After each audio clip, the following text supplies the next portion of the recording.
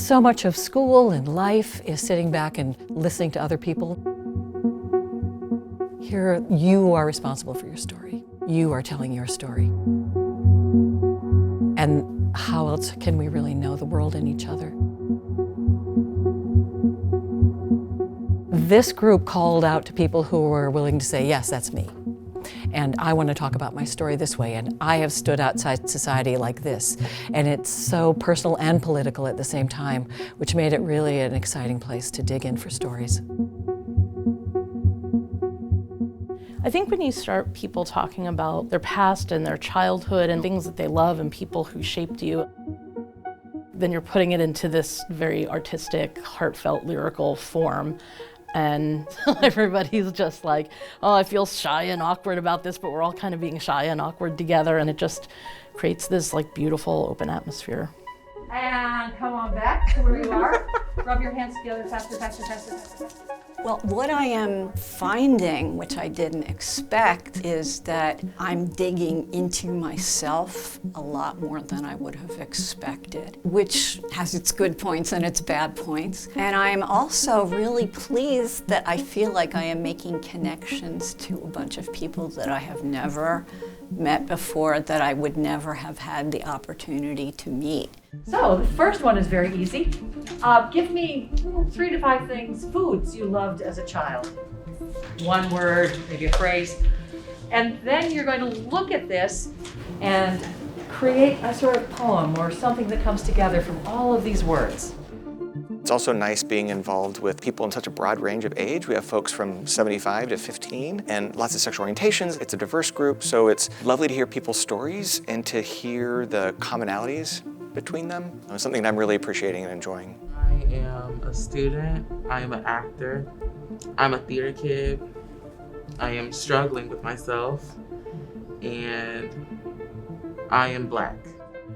I don't know a lot of queer people of my own, really, so meeting all these fantastic people is just really an eye-opener, and like hearing all their different stories from all different age ranges.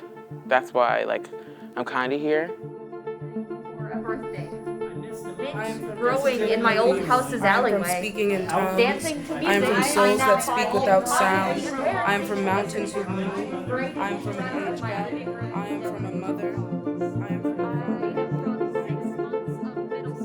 a The process has been so deep and interesting and exciting, and a constant dialogue, a building of community. And eventually you come to this process of sharing, which is part of the theatrical element of life stories, that it's shared, that there's an end product.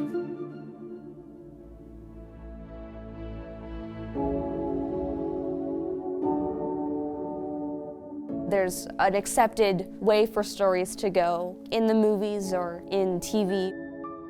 With life stories, there's no set script that you have to conform to. You can just tell your story. That's just so important, both for people who have never had a chance to share their voice and for people who have never seen people like them share their voice. I am from Nigeria. I am from complicated individuals. I am from melted ice cream and bikes under streetlights. I am from feelings I should have never felt. Nanaya, she, her. I am from places you can't find on maps. I am from a home that can't be found on a street, although I am from the streets. I am from a place in which you can't find, but I hope you'll be a part of it. My name is Elijah, and I use they, she pronouns. I think we're better people when we tell our stories and when we hear each other's stories, because you can't hear somebody's story without them being humanized for you. And especially when you come from a marginalized group like queer folks. Now, I don't remember the first time I heard the word non-binary, but it probably was in the presence of the Lord at Wildwood Catholic High School in New Jersey. It came up that I hadn't had my first kiss yet, and she asked me if she could kiss me.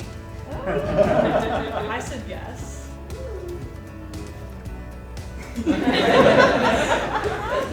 And she told me I was soft. And for the first time in a long time, I was. And I said, well, I'm not gonna get married, I'm probably not going to go on a mission for our church, I'm not going to have kids. And he said, whoa, whoa, whoa, stop. You've always marched to your own drummer. And I love that about you. Please promise me something. I said, sure. He said, promise me you'll never compare yourself to anybody but yourself. I love you. I love you too.